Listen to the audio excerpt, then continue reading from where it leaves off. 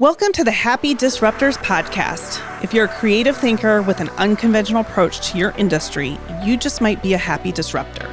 Join your friends at the Great Outdoors Foundation for honest conversations about tackling critical issues like conservation with an uncritical disposition. If you like to smile and get things done, this is the podcast for you. Hello, and welcome back to the Happy Disruptors Podcast. I'm Kaitie. And I'm joined today by the lovely Jen Cross. Yes, hello, Jen Cross. I am the Vice President of Strategic Partnerships for the Great Outdoors Foundation. Thanks for having me back. Yes, of course. And we are going to be interviewing the fantastic Johnny Mountain Man Kallen, the competitor for Team GOF in this year's Wild Prairie Showdown. Welcome on the podcast, John. Yeah, thanks for having me. So tell us a little bit about yourself. So I'm originally not from Des Moines. I've been in Iowa 18 years. I'm originally from the Southeast. Moved here. I was an attorney for Mid-American Energy. Okay. I now run a full-service business advisory practice in Des Moines where I help companies raise money, primarily capitalization. I'm a big adrenaline junkie. I love the outdoors. That's why I'm super excited to be leading the efforts of the Great Outdoors Foundation at the Wild Prairie Showdown. Excellent. I love that. Yeah. So you're leading Team GOF, which, of course, let's go Team GOF. So a little bit more about the outdoor side for you. So why are you so passionate about the Great Outdoors Foundation and why are you so excited to compete in this year's Wild Prairie Showdown? So nature and the outdoors is like a big part of my life. Since I was a young lad, growing up in North Carolina, Virginia, and Maryland. I spent every waking hour sort of outside, hiking, camping. That's why I find it so disappointing with kids today. It seems like they're always on their devices and they never go outside.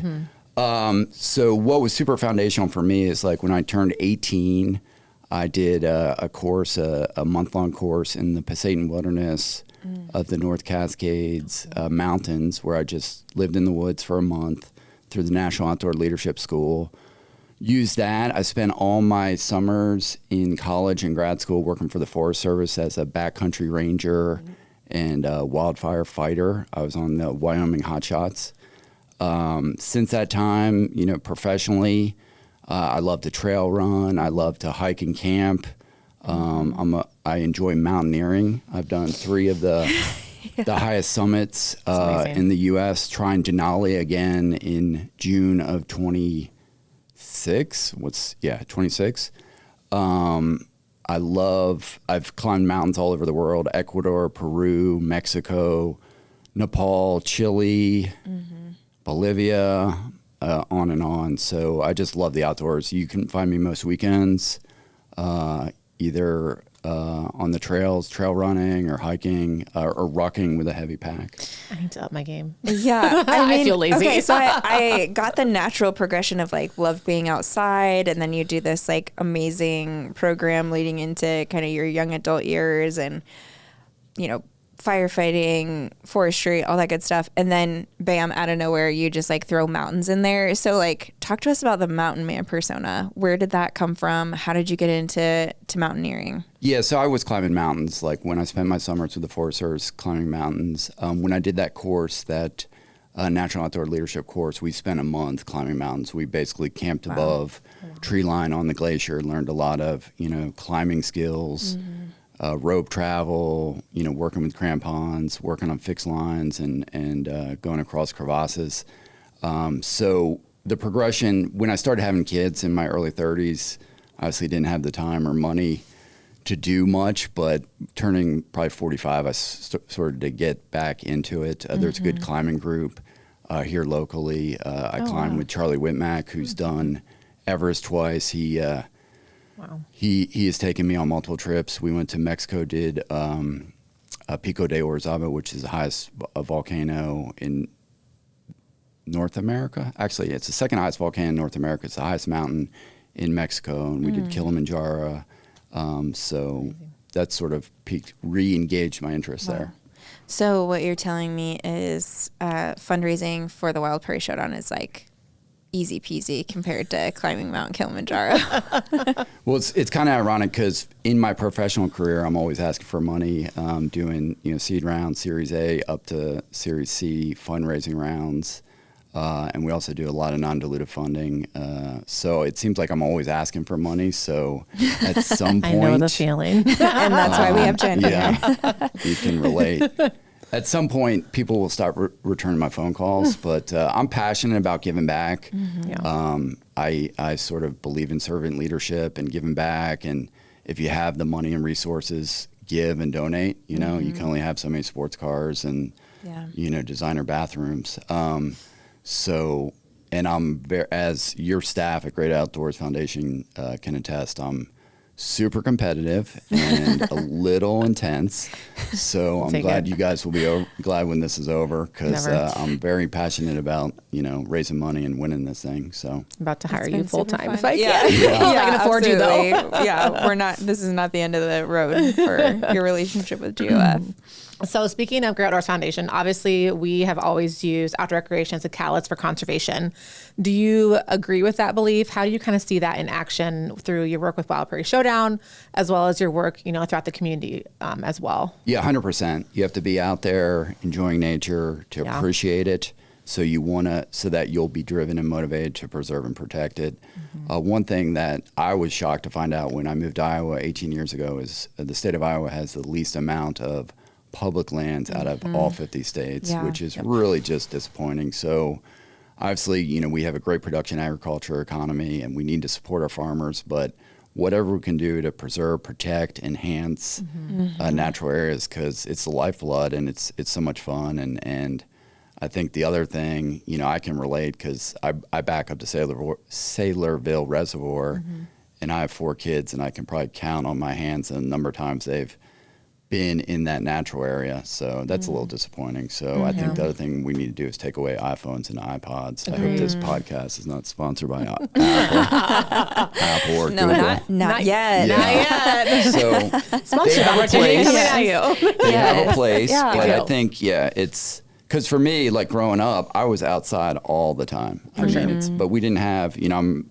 considerably older than everyone in this room, but we didn't have computers and iPhones and iDevices. So I think that was the fun part about growing up too, is like, absolutely, we did creek walking. I mean, we come home when the lights, when the street lights come on, come home for dinner when you get heard from across the, the block from your parents. And I do feel like that is also missing these days. And I'm trying, as a mom of almost another one, trying to get the kids outside more, because the interaction they have with nature and what it does for their well-being is completely amazing. So completely agree with you. Yeah. Well, there's so much research to back that up too. Like spending time in green space is really good for a myriad of health markers. So we're right there with you. That kind of leads into our next question, Jon, and you've touched on this a little bit, but what lessons can we learn from the great outdoors? And you are very passionate about getting the next generation involved. So what are those takeaways that you think they're missing out on?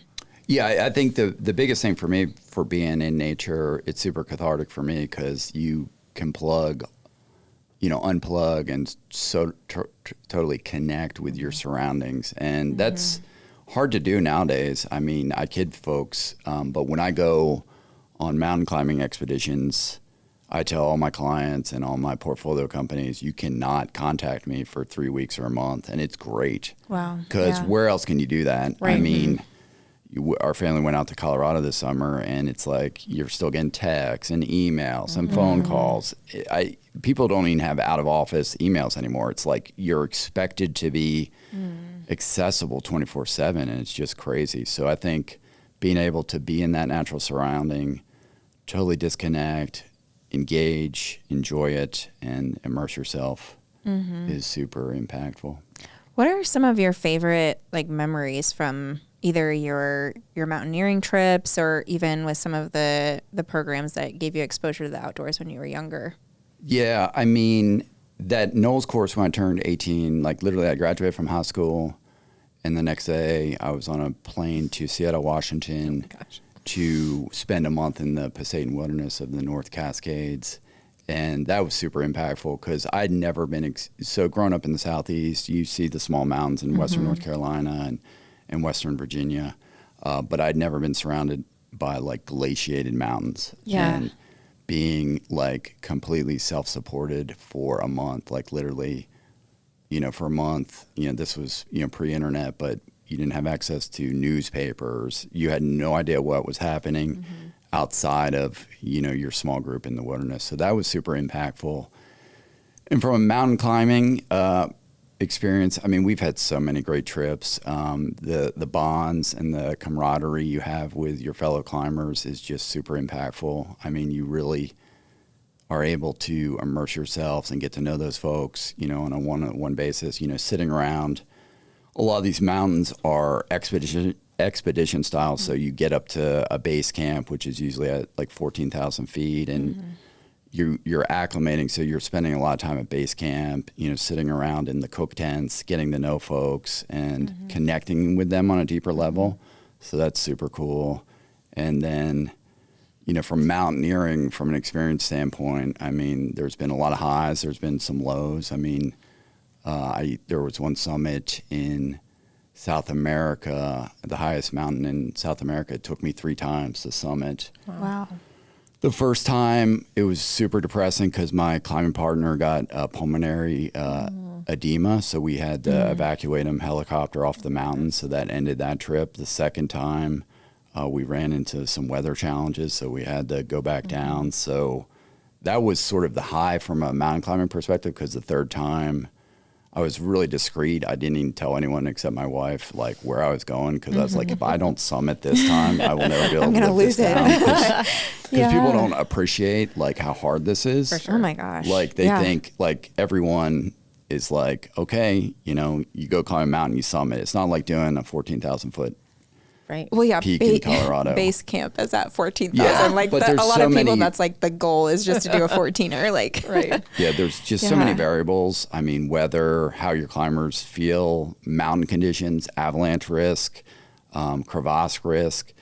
So there's so many variables that go into it, and that's why they call it mountaineering, not summiteering. But anyway, so I was very discreet about where I was going and what I was doing, because I wanted to summit that time, and that was super impactful. Like the day we summited, it was super cold, so we were the only ones on top of the mountain at that day. And to be on the top of South America, we were literally the highest people in the world that day, because all the North American mountains, it's winter when we were, because it was January, so they weren't open or accessible. So we were the highest people in the world on that particular moment, which was super cool. So looking back at those experiences, and, you mentioned your kids, you mentioned some of the values you're trying to instill in that, and then obviously in your day-to-day. So some of those things you learned throughout, the camp you were at in Seattle and the mountains over there and some of your mountaineering, like what values are you trying to instill in your kids as well as like future generations to come, so that people can continue to appreciate the outdoors even at a time when screens are like taking over our lives? Yeah, I think what I try to instill in my kids is just to appreciate nature. I don't know how successful I've been, because like I said, a lot of them, they're tuned into the social media and the iPhones and the iDevices, but to appreciate it. So we always take trips out to Colorado as a family, and this about a month ago, I was able to take my second oldest boy to climb the highest mountain in Colorado, which was super cool, Mount Elbert. And so hopefully he will get indoctrinated and enjoy the process. But I think for my kids, I think it's develop appreciation for nature and our natural resources, because they're very finite. Would be the most impactful going forward. That's amazing. Yeah, I love that. Okay, you brought it up earlier, so we've got to ask, like, what have been the commonalities between your day-to-day work and your fundraising campaign? Like, how do you have that resiliency when you go make an ask and someone says no? Like, it seems like there's a common thread here of like challenging things and just not giving up. Yeah, I'm very persuasive and probably annoyingly so. So I guess from my professional career and, with the fundraising for GOF, it's what I try and do with the folks I'm appreciating. It's compel to sort of the common denominator, like what motivates them to give and leverage that. And I think professionally, which sort of could impact, hopefully, the fundraising for GOF, I try and build I call it the spider web of connections, networks, and resources so that, we can sort of leverage those connections and relationships to benefit both sides. Yeah. Definitely. Definitely. Yeah, I love that. And I think you've been pretty successful thus far. Yes.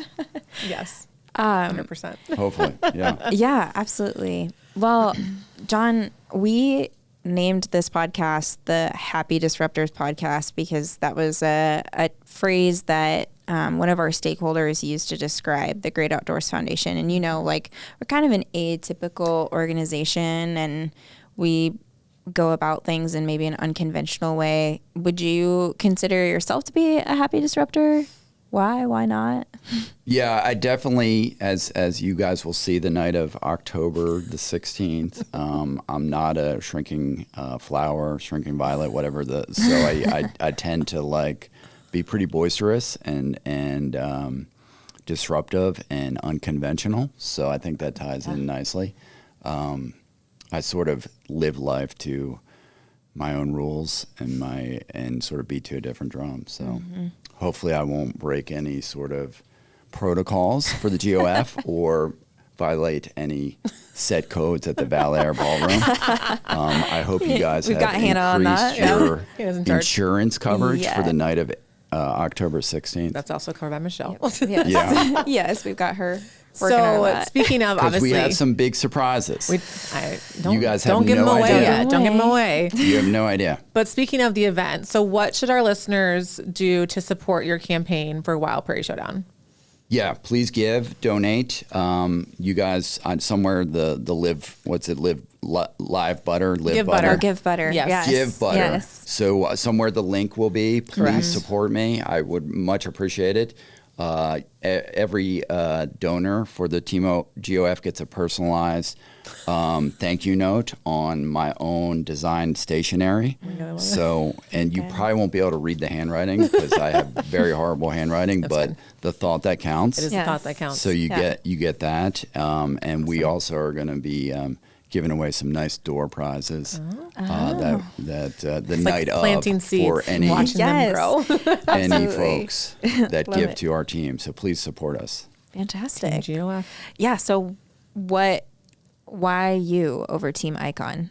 Anything about you? Well, both are You see- impactful. So again, I don't want to throw shade on Team Icon. They do yeoman's work and they're great. Yeah. But the hyper competitive nature of myself, I definitely want to win.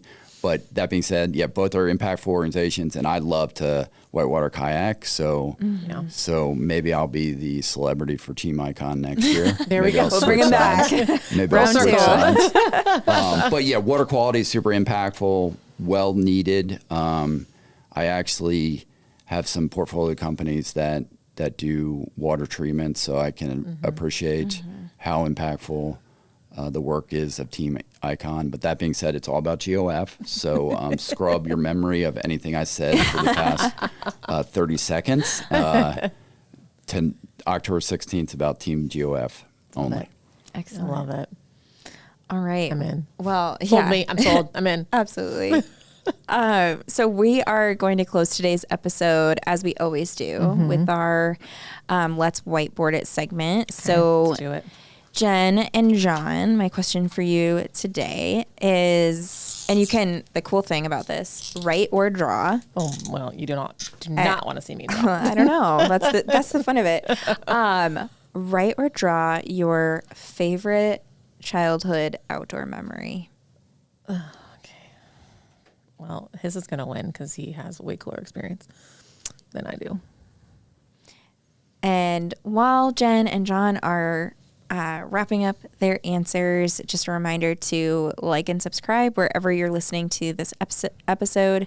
Again, make sure to donate to Team GOF via our Give Butter link, which will be in the description of this episode.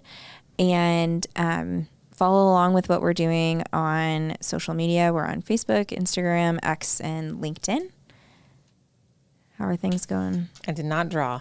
Oh, He's drawing. John's drawing. He's really Again, going his is for going to be it. way cooler than mine because I'm pretty sure our childhood experiences are vastly different. And what do you define childhood? Up to like 21?